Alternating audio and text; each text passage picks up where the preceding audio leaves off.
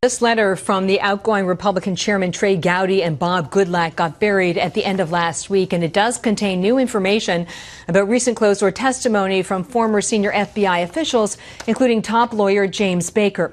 According to the letter, Baker told House investigators that there was a basis to pursue a case against Hillary Clinton for using an unsecured personal server for government business and mishandling of classified information. Baker also said Comey's decision to recommend against criminal charges was not shared by all. Quote, Director Comey stated no reasonable prosecutor would have brought the case against Secretary Clinton and that his decision not to was unanimous among those involved.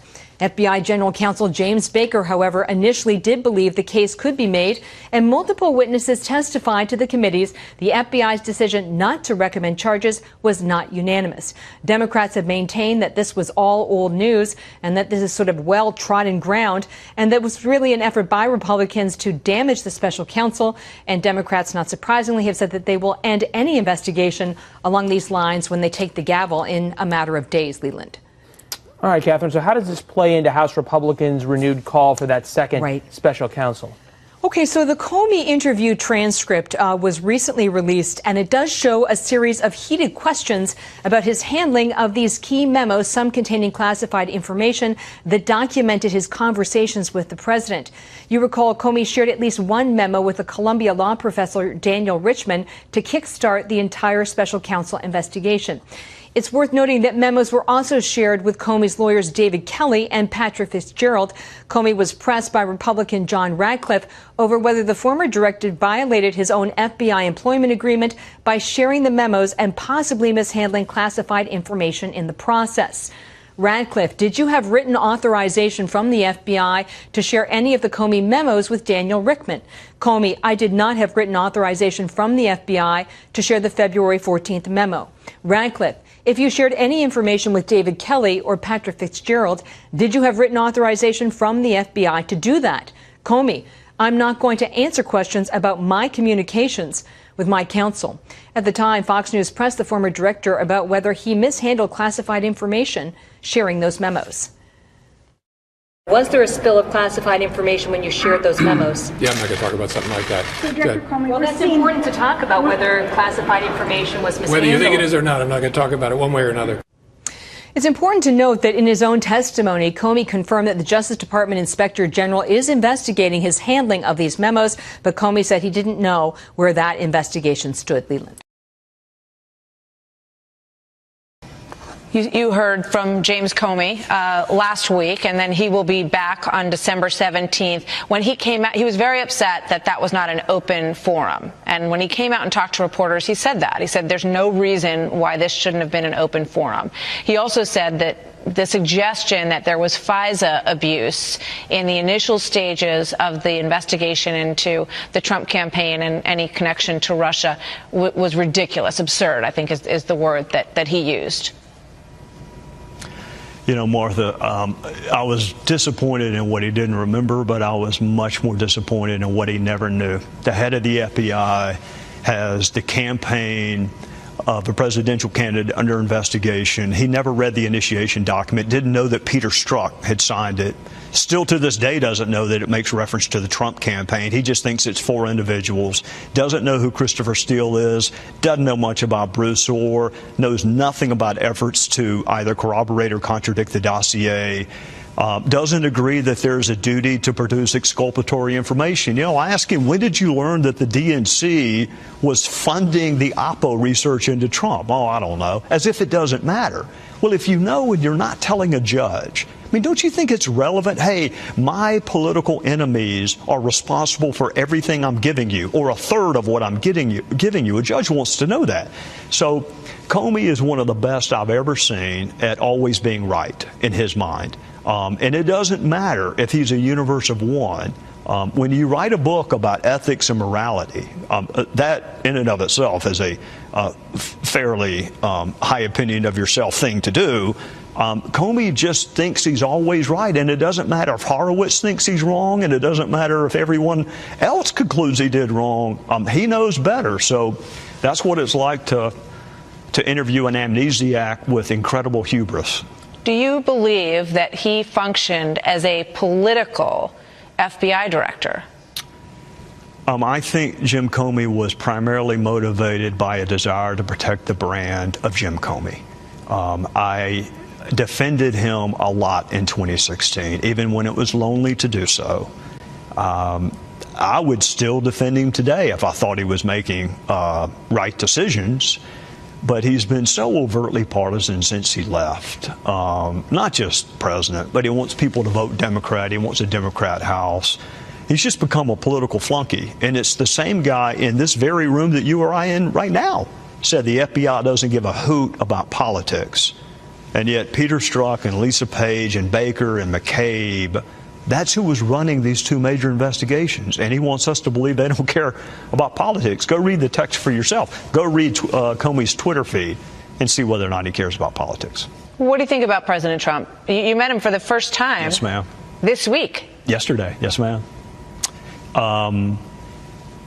Number one, appreciate him letting me come. I wanted to advocate for John Ratcliffe for AG, and he'd already made the AG pick, but he was kind enough to let me come anyway. Wide-ranging conversation from life and Kavanaugh. The opinion just came out yesterday. Not the opinion, but the denial of cert. Golf. What did he say about that? Well, he asked my opinion, which he did that a lot. He said, "What do you think about it?" And my sense is that Roberts and Kavanaugh did not think those were the right facts to have another hearing on an abortion-related case. And then we morphed into my time as a prosecutor. I actually had a victim become pregnant as a result of a rape. So we talked about exceptions and whether or not I believe in them. We talked about Chief of Staff. We talked about AG. He got Lindsay on the phone at one point so we could talk about it. Was a fascinating. Does he have a Chief of Staff in mind that he seemed to be leaning towards? If he did, he didn't share it with me. As you leave this position and we see the new Congress coming in, a majority of Democrats on the House side, what do you expect they will pursue in terms of oversight given the landscape right now? Everything.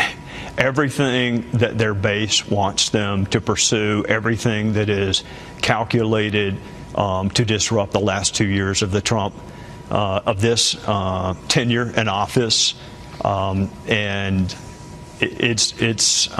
they may be smart enough not to pursue impeachment, although some of them are not. I mean, 60 of them have already said he should be impeached, and Mueller hadn't issued a single finding yet.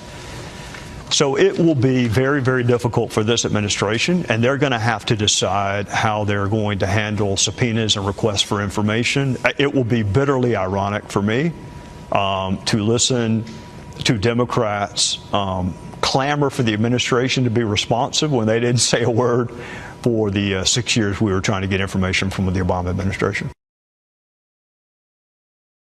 So another day of Hillary Clinton's emails and the Steele dossier. Questions about Hillary Clinton and the Steele dossier strike me as more of the same. I didn't learn anything new in there. Maybe they did. They got truthful testimony from me. When you're the director of an organization of 38,000, sometimes you don't know what form people filled out. That's silliness. A defiant James Comey lashing out at Republicans after more closed-door testimony before two House committees. Comey accusing the GOP of not defending the FBI from President Trump's attacks. Joining us now, one of the lawmakers who questioned Comey, House Judiciary Committee Chairman Bob Goodlatte. Mr. Chairman, thank you for coming on this morning. Good to be with you, Sandra. First off, how would you characterize that meeting behind closed doors? Well, first of all, it's important to note that a year and a half after James Comey was fired, he's still playing games with the Congress over this issue. We've interviewed 14 other witnesses, all of whom who had security clearances but lost them when they were fired, went and got them back on a temporary basis. James Comey refused to do that. So if you read the transcript, you'll note a number of times when he's asked about a matter, he says, well, that's classified. And the point is, even if we had moved the interview into a classified setting, he still would not have been able to answer the questions that he knew the answers to because they were classified and he didn't have clearance to talk about them. That's the kind of things we've had to put up with Mr. Comey. It's also very interesting that when Loretta Lynch told Mr. Comey to treat the Clinton investigation as a matter, he didn't seek a special counsel. And when Loretta Lynch met with President Bill Clinton on the tarmac right before the announcement was made regarding that investigation. He didn't seek a special counsel, although he claims he thought about one. But when he was fired, that's when he engaged in leaking documents in order to get a special counsel appointed. And based on, now that we have neared the end of this investigation, based upon, in my opinion, very false premises. Well, he spoke to reporters right after this took place, and he said it was frustrating to be here, were his words.